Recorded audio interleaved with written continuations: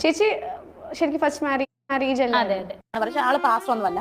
എനിക്ക് മുന്നേ ഒരു ലൈഫ് ഉണ്ടായിരുന്നു.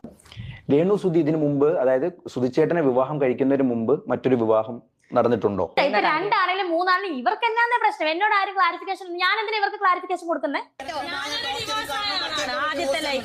ഗൈസ്, രേണു സുധിയാണ് കണ്ടന്റ്. ഇന്നിപ്പോ ഈ ഒരു കണ്ടന്റും കൊണ്ട് വരണമെന്ന് ഒരിക്കലും വിചാരിച്ചൊരു കാര്യമല്ല. പക്ഷെ എന്ത് ചെയ്യാൻ പറ്റും, ഇന്നലെ ലൈവില് സുപ്രധാനമായ ഒരു വിഷയം നടന്നു. അപ്പൊ നിങ്ങളോട് ഒന്ന് ഷെയർ ചെയ്യണം തോന്നി.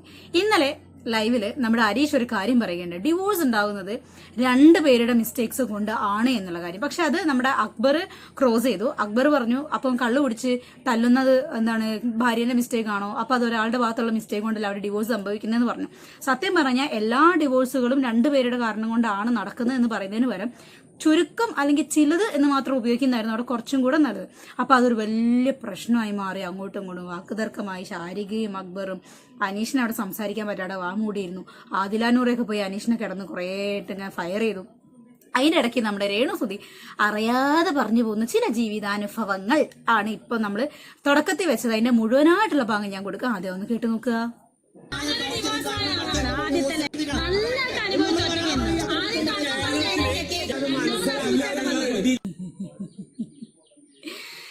ഗൈസ്, നിങ്ങളിത് കേട്ടല്ലോ. ഈ ഒരു കാര്യം ആദ്യമേ സമ്മതിക്കായിരുന്നെങ്കിൽ ഇത്രയും പൊങ്കാല കിടന്ന് കിട്ടുമായിരുന്നോ? ഇത് സത്യം പറഞ്ഞു കഴിഞ്ഞാൽ ഇന്നലെ എപ്പിസോഡിലോ അല്ലെങ്കിൽ നമ്മുടെ BB+ലോ ഒന്നും കാണിച്ചിട്ടുണ്ടായിരുന്നില്ല. ഇത് ഇന്നലെ ലൈവിൽ നടന്നൊരു സംഭവമാണ്.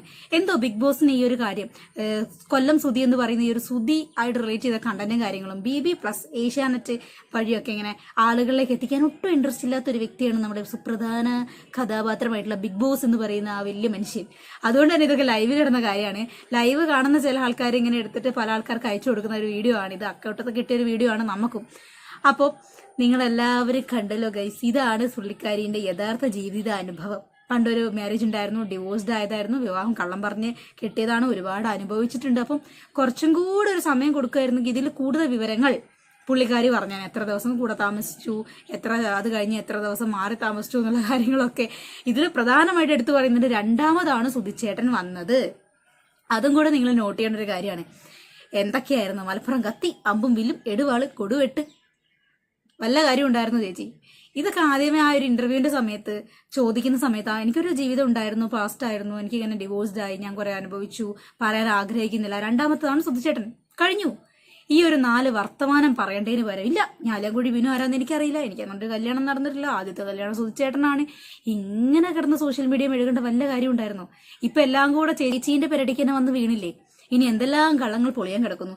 എല്ലാവരും പറയുന്ന പോലെ തന്നെ ഒരു 100 ദിവസം തികച്ച് ആ BB ഹൗസിനകത്ത് നിൽക്കുകയാണെന്നുണ്ടെങ്കിൽ പുള്ളിക്കാരി പുറമെ പറഞ്ഞ പല കാര്യങ്ങളും കള്ളമാണ് എന്ന് അതിനകത്ത് തന്നെ അഴിഞ്ഞു വീഴും. വേറെ ഒന്നും കൊണ്ടല്ല, എല്ലാവർക്കും അറിയാം ബിഗ് ബോസ് ഹൗസ് പോയി കഴിഞ്ഞാൽ കുറച്ചു കാലമൊക്കെ മാസ്ക് ഇട്ടുകൊണ്ട് നടക്കാൻ വേണ്ടി പറ്റും, നമ്മുടെ യഥാർത്ഥ സ്വഭാവം പുറത്തെടുക്കാണ്ട്. പിന്നെ കുറെ കഴിയുന്ന സമയത്ത് നമ്മൾ ക്യാമറകളൊക്കെ മറന്ന് അവിടെയുള്ള ആളുകൾ നമ്മുടെ കുടുംബാംഗങ്ങളായിട്ട് ഇങ്ങനെ ചിന്തിച്ചെടുത്ത് പിന്നെ നമ്മൾ നമ്മളുടേതായ എല്ലാ വിധത്തിലുള്ള മാനറിസങ്ങളും സംസാര രീതികളും ഡെയിലി റൂട്ടീൻസും കാര്യങ്ങളൊക്കെ നമ്മൾ പുറത്തേക്ക് എടുക്കാൻ വേണ്ടി തുടങ്ങും. അങ്ങനെ സംഭവിച്ചു പോയൊരു കാര്യമാണിത്.